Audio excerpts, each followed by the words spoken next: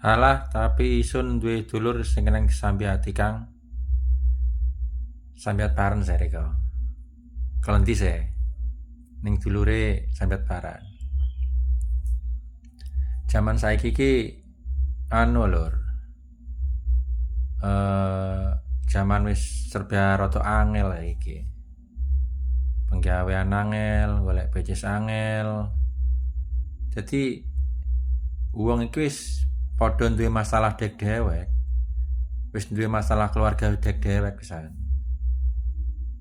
Jadi bukan isun ngebelo dulur Riko iki kudu sadar, menyadari ojo ngamuk, ojo nyatru ambil dulure.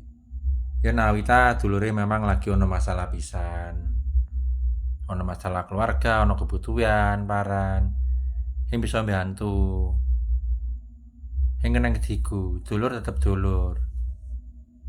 Nah yang bisa bantu saiki liya dina bisa bantu sapa wero, ya ora ketiga. Wis lahang dewasa. Ojo digawa ning ati. Yang bisa bantu berarti yang rezekine Riko. Kudu golek solusi liya ketiga. Ojo sampai pedhot sak duluran. Dong jare catur klendhae. Pedote layangan sing dadi paran, tapi ojo sampai pedhot seduluran. Ya ora ketiga. Masuk